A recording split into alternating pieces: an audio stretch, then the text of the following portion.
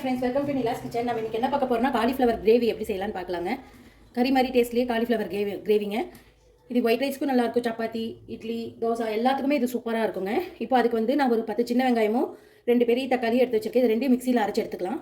ஒரு 2 பெரிய வெங்காயத்தை பொடியாக கட் பண்ணி எடுத்துருக்கேங்க. பாருங்கள், நான் ஆயில் வந்து கடாய் வச்சு ஒரு 3 டேபிள் ஸ்பூன் ஊற்றிருக்கேன். ஆயில் நல்லா காஞ்சிருச்சுங்க. இப்போது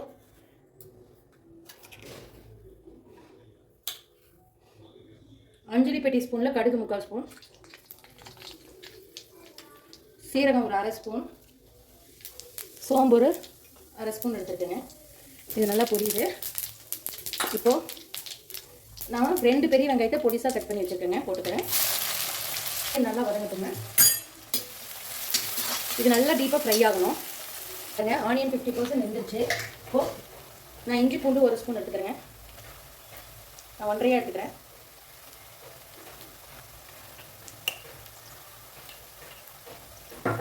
இதையும் இந்த ஆயிலையும் நல்லா வதக்கலாம்.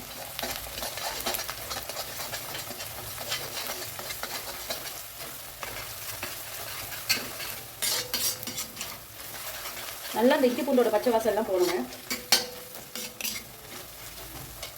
பாருங்க, ஆனியனும் அந்த இஞ்சி பூண்டு பேஸ்டும் நல்லா வதங்கிருச்சு. இப்போ வீட்டிலேயே அரைச்ச வரமிளகாத்தூள் 1 டேபிள் ஸ்பூன் அளவு, சின்ன டேபிள் ஸ்பூன் நான் சொல்கிறேங்க, போட்டிருக்கேன். இந்த ஆயிலையும் நல்லா ஃப்ரை பண்ணிக்கலாம்.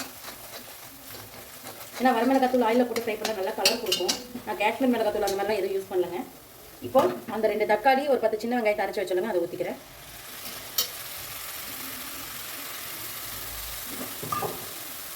அது இருக்கும், நல்லா டீப்பாக ஃப்ரை பண்ணிக்கலாம். நல்லா எண்ணெயிலேயே நல்லா வதங்குங்க. நமக்கு இந்த மாதிரி ஆயில் நல்லா பிரிஞ்சு வரணும், நல்லா வதங்கட்டுங்க. பாருங்கள், நம்ம இந்த அரைச்சி ஊற்றுனது நல்லா ஃப்ரை ஆகிடுச்சு. இந்த ஸ்டேஜில் நான் கருவேப்பிலை கொஞ்சம் போட்டுக்கிறேன்.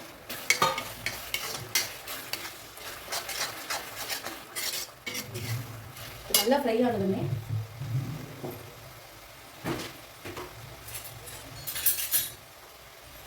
வீட்லேயே அரைச்ச கறி மசாலா தூளுங்க. நான் ஒரு 3 டேபிள் ஸ்பூன் அளவு போட்டுக்கிறேன். இது வீட்லேயே வறுத்து அரைச்சிடுங்க. காரம் கொஞ்சம் கம்மியாக தான் இருக்கும், அதனால தான் நான் வந்துட்டு காரத்துக்கு வரமிளகாத்தூள் கொஞ்சம் ஆட் பண்ணிக்கிறேன். இதுவும் ஆயிலோட நல்லா மிக்ஸ் பண்ணிக்கலாம். இந்த ஆயிலே நல்லா வதங்கணும் இந்த மசாலா.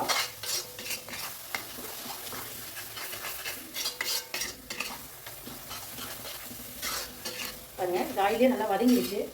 இப்போது நம்ம எடுத்து வச்சுருக்க காலிஃப்ளவர், ஒரு மீடியம் சைஸ் காலிஃப்ளவர் நான் எடுத்துருக்கேன், அதையும் போட்டுக்கிறேன். நல்லா வாஷ் பண்ணி எடுத்துருக்கேன். எப்போவுமே காலிஃப்ளவர் வந்து சுடு தண்ணியில் போடக்கூடாது. ஏதாவது புழுது அந்த மாதிரி இருந்தாலும் உள்ளேயே இருந்துக்குங்க. பச்சை தண்ணியில் போட்டு தான் இது பண்ணி வாஷ் பண்ணணும். கரெக்டி விட்டு நல்லா ஆயில. இப்போது நான் மிக்ஸி ஜாரை வாஷ் பண்ணி எடுத்துருக்கேங்க, ஒரு டம்ளர் வாட்டர், அதை ஊற்றிக்கிறேன்.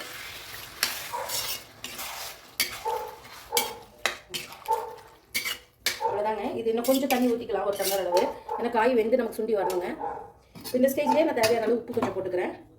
உப்பு கொஞ்சமாக போட்டிருக்கேன், டேஸ்ட் பார்த்துட்டு போட்டுக்கலாம். பாருங்கள் எவ்வளோ சூப்பராக கொதிச்சு வருதுன்னு. இந்த ஸ்டேஜில் நான் ஒரு 1/4 மூடி தேங்காயை எடுத்து, ஒரு தேங்காயில் 1/4 மூடி தேங்காயை எடுத்து நல்லா ஃபைன் பேஸ்ட்டாக அரைச்சிருக்கேங்க, அதை ஊற்றிக்கிறேன். ரொம்ப தேங்காய் ஊற்ற வேணாம், கொஞ்சமாக அந்த டேஸ்ட் நல்லாயிருக்கும், அதுக்காக நான் ஊற்றுறேன். அந்த ராஸ்மல் மாதிரி இருக்காது, அதுக்காக. பாருங்க, அந்த மிக்ஸி ஜாரை வாஷ் பண்ணி ஒரு கால் டம்ளர் தண்ணி தான் வருங்க, அதை ஊற்றிருக்கேன். நல்லா மிக்ஸ் பண்ணி விட்டுக்கலாம். இது அப்பப்போ கிளறி விடுங்க, நல்லா காய் வெந்து வரட்டும், நான் காமிக்கிறேன். இல்லை, நல்லா பிரிஞ்சு வந்துருச்சு. சூப்பரான காலிஃப்ளவர் கிரேவி நமக்கு ரெடி ஆகிடுச்சுங்க. இப்போ ஃபைனலாக கொஞ்சம் மல்லித்தழை தூவி இறக்கிடலாம். சூப்பரான ஒரு காளான் கிரேவி. இப்போ நீங்களும் இந்த மாதிரி ட்ரை பண்ணி பாருங்கள். ட்ரை பண்ணி பார்த்துட்டு எனக்கு மறக்காமல் கமெண்ட் பண்ணுங்கள். இது நான்வெஜ்ஜுக்கு டஃப் கொடுக்கணும், அந்தளவுக்கு டேஸ்ட்டாக இருக்கும். சூப்பரான ஒரு காலிஃப்ளவர் கிரேவி நமக்கு ரெடி ஆயிடுச்சு. நீங்களும் ட்ரை பண்ணி பார்த்துட்டு கமெண்ட் பண்ணுங்கள். இந்த வீடியோ பிடிச்சிருந்தா லைக் பண்ணுங்கள், ஷேர் பண்ணுங்கள், மறக்காமல் சப்ஸ்கிரைப் பண்ணிடுங்க. தேங்க்யூ ஸோ மச் ஃபார் வாட்சிங். பை.